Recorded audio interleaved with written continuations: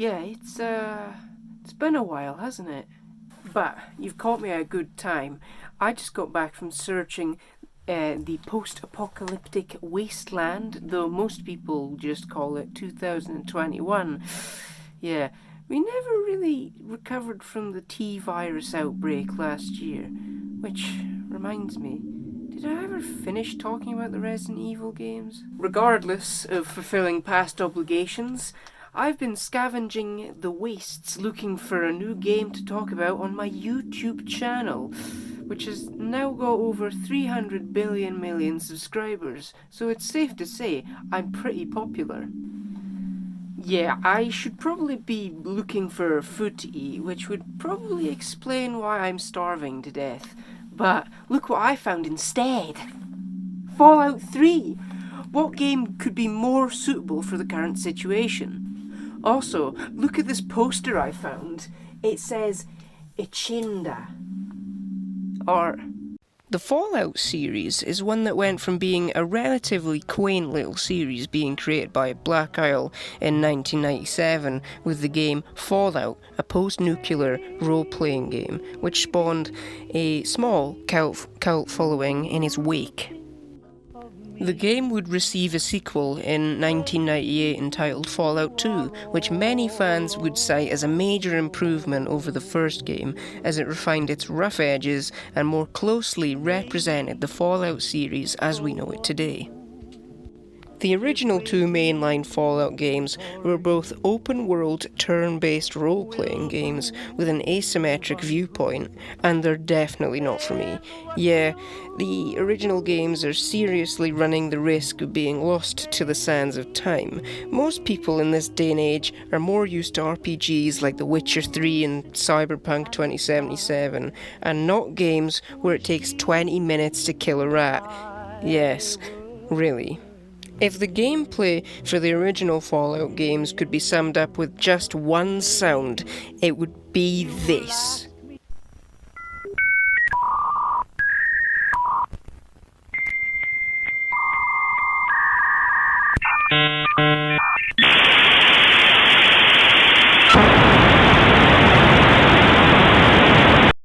The first Fallout game, along with its sequel, is definitely a required taste and needs a strong mind to master walking like a human being in it.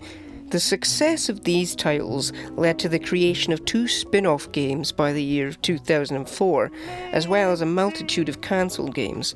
The two spin-off games were Fallout Tactics: Brotherhood of Steel, released in 2001, and was a real-time strategy game, and then Fallout Brotherhood of Steel came out, which has gone down in history for killing the series back on that fateful day in January 2004.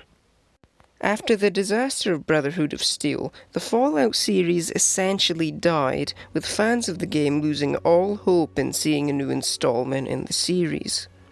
Bethesda was originally tasked with creating two new Fallout spin-offs back in 2004, but when Interplay, who owned Black Isle, went bankrupt in 2004, which was the same year Brotherhood of Steel came out, pure coincidence, Bethesda's games were cancelled also. After Bethesda's enormous success with The Elder Scrolls IV Oblivion in 2006, they purchased the rights for Fallout off Interplay for $5.75 million. This led to the development of an all-new Fallout game. The game in question? Fallout 3. Though, there was already a third mainline entry to the Fallout series being developed, which was given the codename VanBuren, and would share a very similar location to Fallout New Vegas, with it being primarily set somewhere in the American Southwest. This new game was planned to use Black Isle's Jefferson engine, which was originally used for Baldur's Gate 3. The game would yet again be a turn-based RPG, but they would attempt to add in new mechanics like a dual combat system and the option to play in real time. I'll be honest, I'm glad we didn't get this version of Fallout 3 because I just really couldn't get engaged with the turn-based nature of the original two games, and it's also hard to judge a game that was cancelled all the way back in 2003. However, a playable demo was leaked online in May 2007. Fallout 3 began a more focused development after Oblivion was completed. Bethesda planned to make use of the same engine as Oblivion, the Gamebryo engine, which was developed by GameBase and was initially released in 1997. During development, they made sure to try their best to keep Fallout 3 in line with both the narrative of Fallout 1 and 2, as well as the non-linear nature of its open-world style, to ensure that they tried their best to keep the game in line with the relatively complex lore of the original titles, with the team allegedly making a list of do's and don'ts for what to include in the game. They chose to make the setting of the game Washington DC, which is a much different setting compared to Fallout 1 and 2's more desert-like settings. They almost made a complete recreation of the city, but opted out due to the fact that it would have required a ridiculously long development time. Also, in an effort to remain true to the original games, which featured multiple endings, Todd Howard decided to let the world know that Fallout 3 will have over 200 endings. Not an exaggeration. Okay, So, please. Yeah, you're like 200 endings now. That's... Lies! Fucking lies! Yes, done! On the 5th of June 2007, the first teaser for Fallout 3 was released, with Bethesda stating the game would see a release in fall 2008. At E3 2008, Bethesda showcased a demo of the game, which was played on an Xbox 360, that showed off the various weapons that can be found in the game, as well as the new and improved VAT system. The times that Fallout 3 was showcased in the lead up to its release definitely focused a lot more on the combat than anything else in the game. Bethesda would hire Emil Paliarulo, who had previously worked on Oblivion with them, to write the main script for Fallout 3. Paliarulo would favour the script of the first Fallout over the second game, which would help him structure the narrative of the third game. His decision to base his screenplay off the first game is slightly strange due to the fact that the second had a far more complex storyline than the first. Seems like a situation where the series has taken 2 steps forward and then 2 steps back. Bethesda would also hire Enon Zur to compose the game's score, with Todd Howard and sound designer Mark Lambert giving him a lot of pointers as to what kind of sound they were looking for.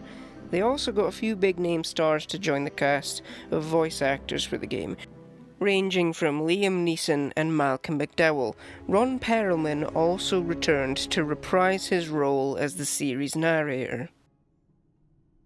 After months of relentless advertisement, Fallout 3 was released to North America on the 28th of October 2008 and was met with critical acclaim, nabbing it numerous Game of the Year awards.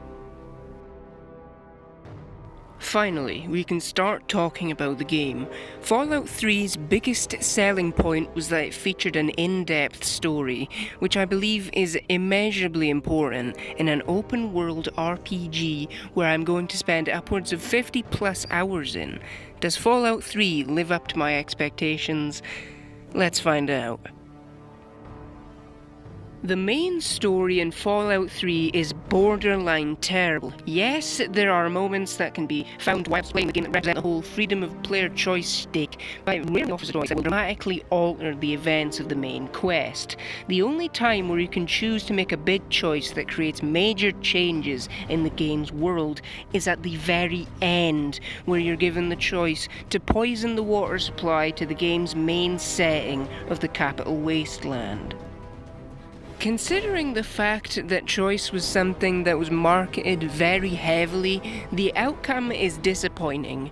However, side quests do a much better job at offering choices that will result in a lot of different outcomes. These outcomes will impact the final ending slideshow with 29 ending variations, though you'll never notice it. There's basically only 2 or 3 endings, essentially. Definitely a far cry derived from Todd Howard's 300 endings. In terms of characters and factions, this is another huge letdown on the game's behalf. I can only remember about 3 of the characters' names from off the top of my head, those being President Eden and your father James, but the only reason I remember their names is because they're voiced by Malcolm McDowell and Liam Neeson. And then there's Moira Brown, who gives you one of the best quests in the game, that being the Wasteland Survival Guide quest. The Enclave, who are the game's main antagonists, are terrible. They have a very black and white view on everything. You never get a proper chance to interact with them in any way that isn't terrible FPS combat. Fallout 3 basically offers a good versus evil storyline, which is quite bland for an RPG. You will, regardless of how evil a person you become, work alongside the Brotherhood of Steel to defeat the Enclave. And in terms of Fallout canon, which I'm admittedly not all that fussed over, the Enclave theoretically shouldn't even be in Fallout 3 because they were wiped out at the end of Fallout 2. I'm also bugged by Bethesda's misinterpretation of the Brotherhood of Steel, with them making them seem like wasteland police rather than a bunch of nerdy hermit people who hoard technology underground. New Vegas got it right, but Bethesda continue to mess them up to this very day with Fallout 76. Getting back to the individual characters for a moment, I want to talk about how bad Liam Neeson is in this game. He could not sound any more bored. It's like he's on something. He sounds so spaced out. You remember your mother's favorite passage? Revelation 21:6. I am Alpha and Omega, the beginning and the end. I will give unto him that is athirst of the fountain of the water of life freely. Don't you see? So, pay attention and try not to fall asleep. It's as important to me as ever, Madison. I know it's important to you too.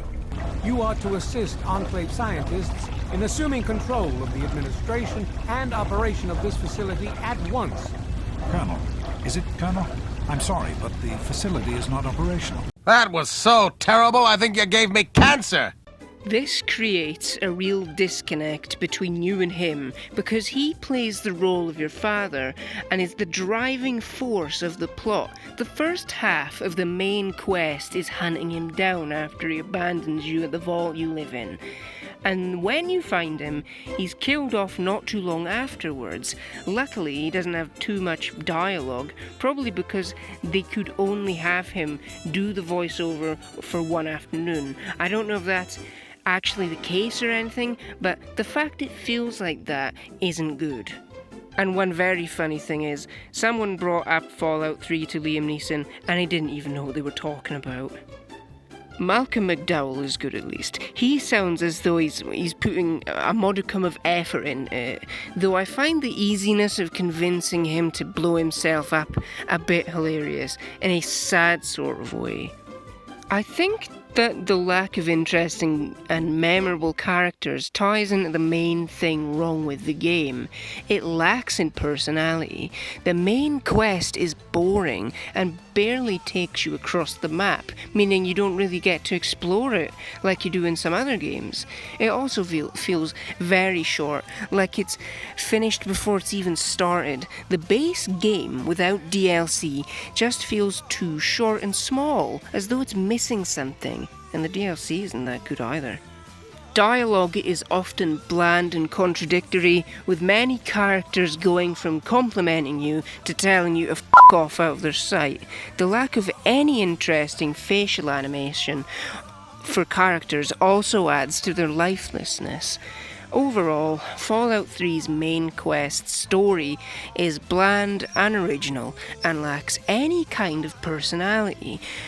Don't get the game for the main quest, it isn't worth it. Though, side quests is definitely where it's at, with gems like Oasis and the Superhuman Gambit offering the freedom of choice that was advertised so heavily. Though, for every good quest in the game, you get a those quest.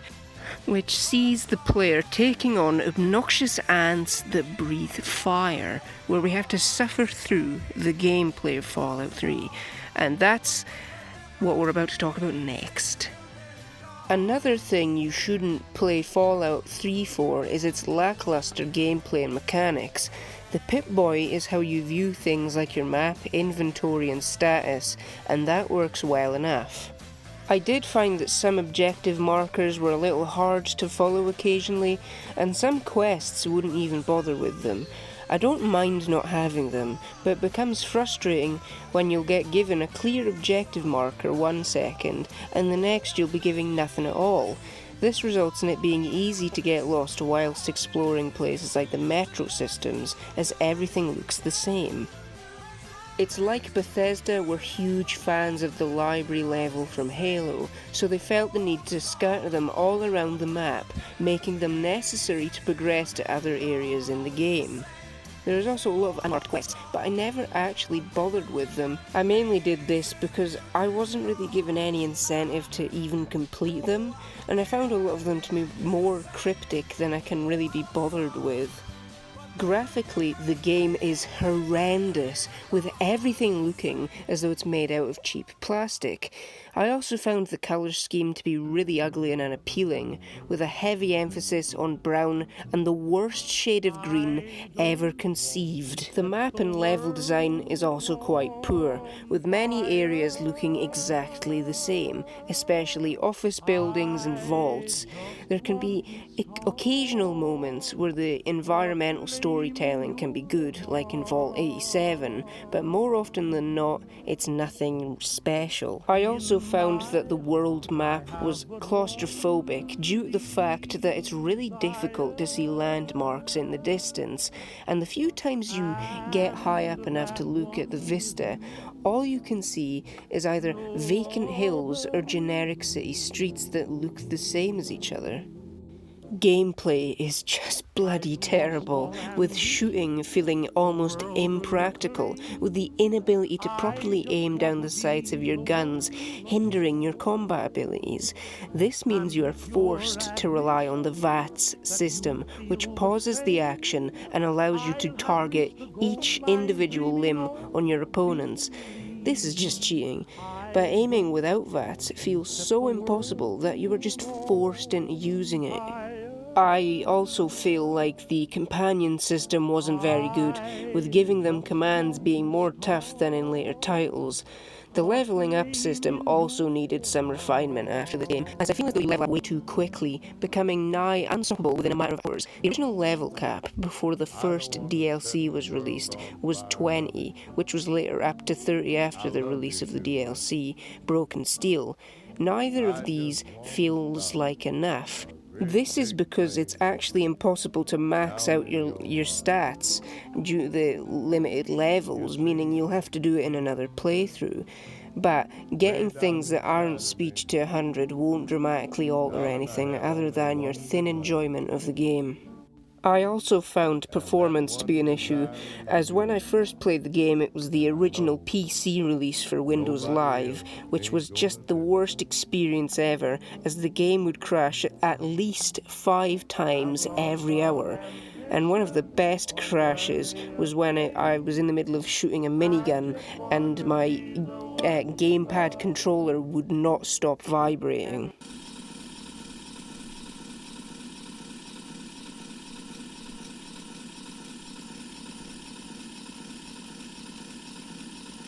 When I later replayed the game on the PS3 with the Game of the Year edition, it managed to only freeze 5 times within 40 hours, which was a stark improvement, but the frame rate was now at least 20 to 30 rather than the 60 I was getting on PC.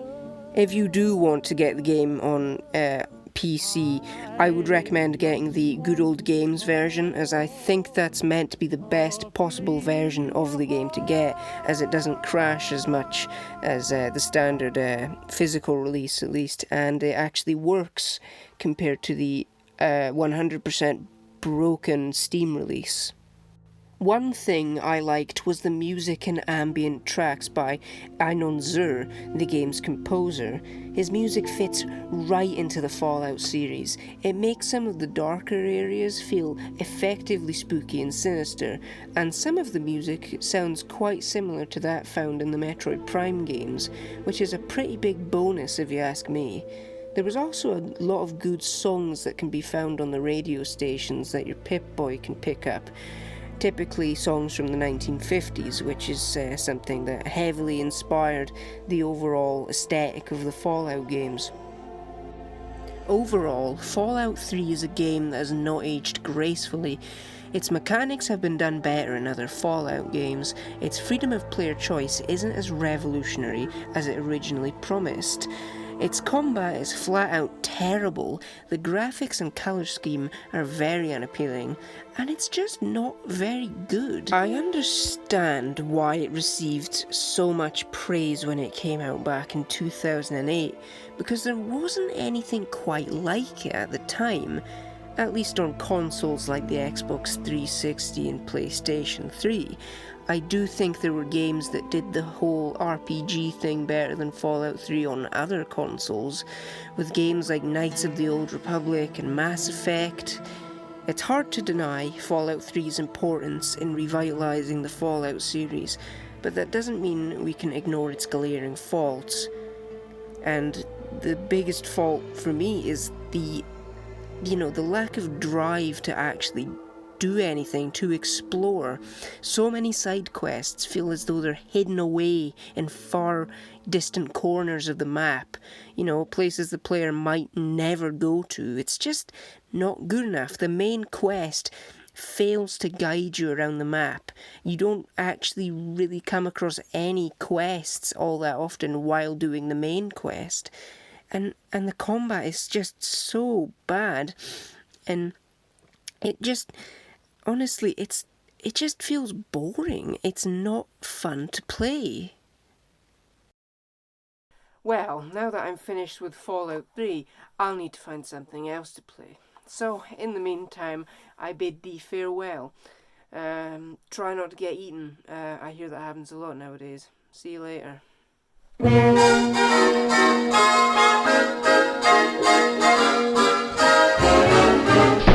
go sunning, it's so good for you. Let's go sunning, neath the sky of blue. Greet the sun every morn. Feel as free and happy as the day you were born.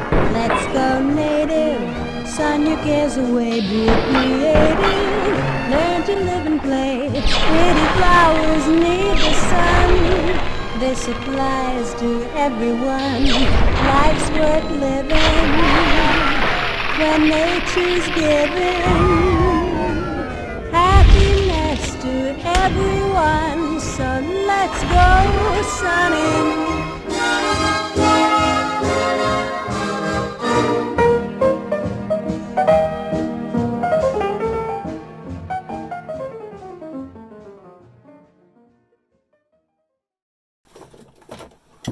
Just knocked everything over.